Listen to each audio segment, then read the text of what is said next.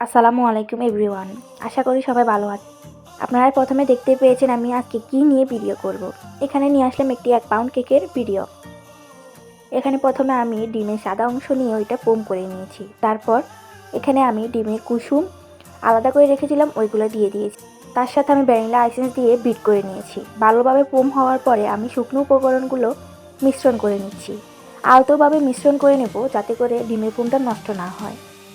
এখানে আমার মিশ্রণ করা শেষে আমি 1 পাউন্ড কেকের মোল্ডে কেকের বেটারগুলো আমি দিয়ে দিচ্ছি।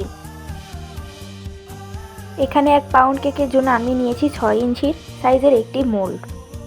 এটা হবে স্কোয়ার শেপের। সবগুলো বেটার এখানে আমি দিয়ে তারপর আমি এটা সমানভাবে একটি কাঠি দিয়ে মিশিয়ে নেব যাতে করে কেকটা সমান হয়।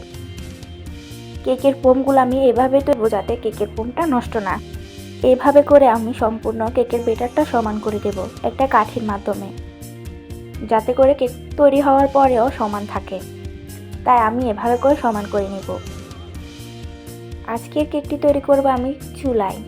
এই তো আপনাদেরকে একটু চুলার ক্লিপটা দেখিয়ে দিলাম। এরপর আমার কেকটা হয়ে যাওয়ার পর ঠান্ডা করে নেওয়ার পর আমি 3টা স্লাইসে কেকটা কেটে নেব। এবার কেকটিকে আমি প্রথমে এখানে একটু ক্রিম দিয়ে একটা লেয়ার বসিয়ে সুগার সিরাপ দিয়ে দেব সম্পূর্ণ কেকে। কেকের টেস্ট অনেক ভালো আসে। তারপর এখানে আমি ক্রিম দিয়ে দেব, ক্রিম দিয়ে ফিনিশিং দিয়ে দেব। এভাবে করে আমি প্রত্যেকটা লেয়ারে ফিনিশিং দিয়ে প্রথমে আমি কেক দেব, কেকের উপর সুগার সিরাপ দেব, তারপরে ক্রিম দিয়ে ফিনিশিং দিয়ে দেব। 3টা লেয়ারে সেম।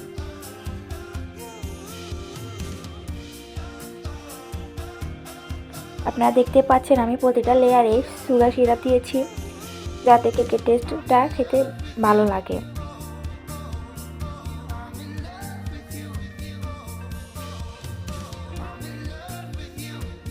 এইভাবে করে দিলে আপনার কাস্টমারও আপনার কেক খেয়ে বলবে এটা অনেক মজার কেক হয়েছে।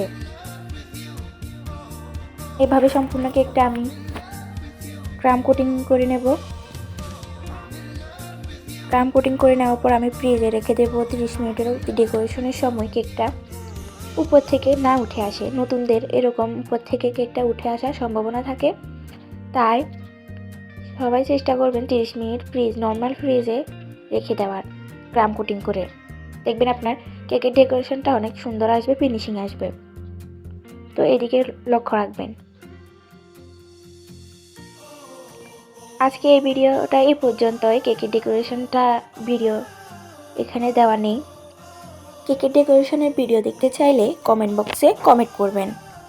কমেন্ট করে জানাবে, তাহলে আমি কেকের ডেকোরেশন ভিডিওটা আপনাদের জন্য তৈরি করে নেব। এই তো আজকে এইটুকু পেজ।